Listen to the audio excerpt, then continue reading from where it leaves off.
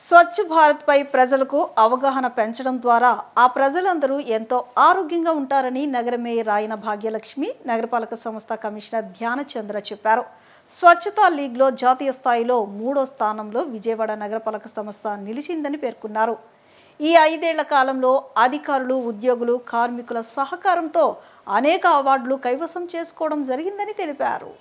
స్వచ్ఛ సర్వేక్షణ్ కార్యక్రమంలో భాగంగా పశ్చిమ నియోజకవర్గంలోని పున్నమి ఘాట్ వద్ద నగర మేయర్ రాయన భాగ్యలక్ష్మి, కమిషనర్ ధ్యానచంద్ర ఆధ్వర్యంలో పరిసర ప్రాంతాలను స్థానికులతో కలిసి పరిశుభ్రపరిచి శ్రమదానం నిర్వహించారు.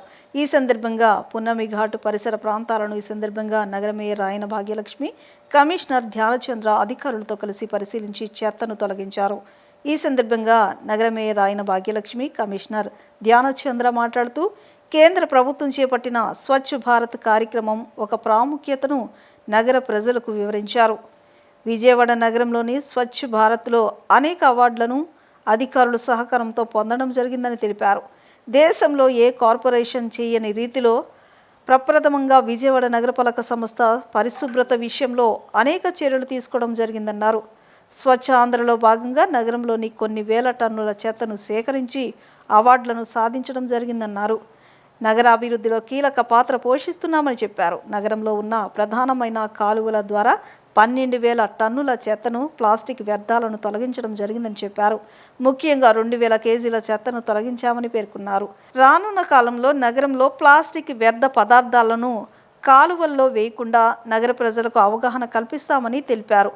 స్వచ్ఛ భారత్లో భాగంగా ప్రతి వారం నగరంలో పరిశుభ్రతపై అవగాహన కార్యక్రమాలు నిర్వహిస్తామని చెప్పారు. ఈరోజు మన విజయవాడ నగరంలో స్వచ్ఛాంధ్ర స్వర్ణాంధ్ర కార్యక్రమం అన్నది నిర్వహించుకోవడం జరిగింది.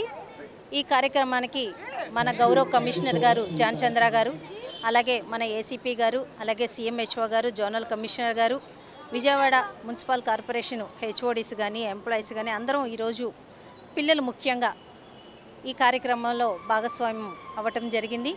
చాలా చక్కగా విజయవాడ నగరంలో ఇప్పటికీ ఎన్నో అవార్డులు అన్నది మనం కైవసం చేసుకోవడం జరిగింది జాతీయ స్థాయిలోన. అలాగే ఇండియా వైడ్గా మనం స్వచ్ఛత లీగ్లోన 3rd స్థానం అన్నది మనకి రావటం జరిగింది. అలాగే ఎన్నో అవార్డ్స్ మనం గార్బేజ్ ఫ్రీ సిటీ కానీ, లేకపోతే డ్రైనేజ్ విషయంలో కానీ ప్రతి ఒక్క విషయంలోన మన విజయవాడ నగరపాలక సంస్థ ఎన్నో అవార్డులు అన్నది కైవసం చేసుకోవటం జరిగింది. రాబోయే కాలంలో ఇంకా ఎన్నో మంచి అవార్డులు కైవసం చేసుకునే విధంగా విజయవాడ మున్సిపల్ కార్పొరేషన్ అన్ని విధాలుగా విజయవాడ నగరాన్ని ముందుకు తీసుకెళ్తుందని తెలియజేస్తున్నాను. రీయూజ్, రిడ్యూస్, రీసైకిల్ ఈ విధానాన్ని అమలు చేస్తూ విజయవాడ నగరంలోన ఈరోజు మనకి మన కెనాల్స్లోన 12,000 టన్నులు అన్నది తీయటం జరిగింది. అలాగే ప్లాస్టిక్ వ్యర్థాలను పూర్తి స్థాయిలో విజయవాడ నగరంలో ఎక్కడా లేకుండా, అలాగే ఈ వేస్ట్ నిన్న మన కమిషనర్ గారి ఆధ్వర్యంలోన 2,800 కేజీల ఈ వేస్ట్ని స్వీకరించారు అని అంటే డోర్ టు డోరు ఎంత ఈ వేస్ట్ ఈరోజు మన విజయవాడ నగరంలో ఉందో మనకు అర్థమవుతుంది. అంతా స్వీకరించడం జరిగింది. అలాగే రాబోయే కాలంలో కూడా ఇంకా ప్లాస్టిక్ మీద కానీ, అలాగే ఈ వేస్ట్ మీద కానీ, అలాగే చెత్త మీద పూర్తి స్థాయిలో అవగాహన వచ్చే విధంగా, ప్రజలకి అవగాహన కలిగే విధంగా ఇలాంటి ఎన్నో కార్యక్రమాలు మన విజయవాడ నగరపాలక సంస్థ ద్వారా కమిషనర్ గారి ఆధ్వర్యంలో నిర్వహించడం జరుగుతుంది. ప్రతి ఒక్కరు ప్రజలు కూడా మాకు సహకరించటం మూలాన ఇన్ని అవార్డ్స్ అన్నవి మాకు రావటం జరిగింది. ఇకపైన కూడా ప్రజలు కూడా అంతే సహకరించాలి. ప్రతి ఒక్కరూ మన ఇంటిని ఎంత శుభ్రంగా చూసుకుంటామో అలాగే మన సిటీని కూడా అంత శుభ్రంగా చూసుకోవాలి అన్న అవగాహనతో ఉంటే విజయవాడ నగరం ఇంకా ఎన్నో అవార్డ్స్ తీసుకుంటుందని తెలియజేస్తున్నాను. ఈరోజు స్వర్ణాంధ్ర స్వచ్ఛాంధ్ర భాగంగా సర్కిల్ 1లో బొమ్మపాక్ దగ్గర కార్యక్రమం చేయడం జరిగింది. ఈ మంత్లీ థీమ్ వచ్చేసి 0 లిటర్ గవర్నెన్స్. అంటే మనకు లిటర్ చేసే అలవాటు జనరల్లీ అందరికీ ఉంటుంది. కాబట్టి మన అన్ని చోట్ల కూడా లిటర్ లేకుండా ఉండాలనేసి పిల్లలకైనా పెద్దవాళ్ళకైనా ఒక అవగాహన కార్యక్రమం చేయాలని రాష్ట్ర ప్రభుత్వం ఆదేశం వరకు ఈ నెలంతా ఆ కార్యక్రమం చేస్తాము.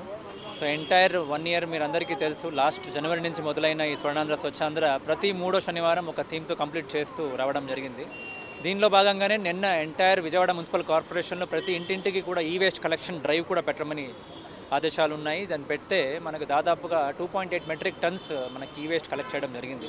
Reduced, reuse, recycle RRR centres ద్వారా మనం కలెక్ట్ చేస్తాము. అది కాకుండా కూడా ఇంట్లో చేసిన డ్రైవ్లో ఈ వేస్ట్ ఇంత ఉంది అంటే మనకి రెగ్యులర్గా ఈ వేస్ట్ కలెక్షన్ చేస్తూ మనము ప్రొసెస్ చేయాల్సిన అవసరం ఉంది.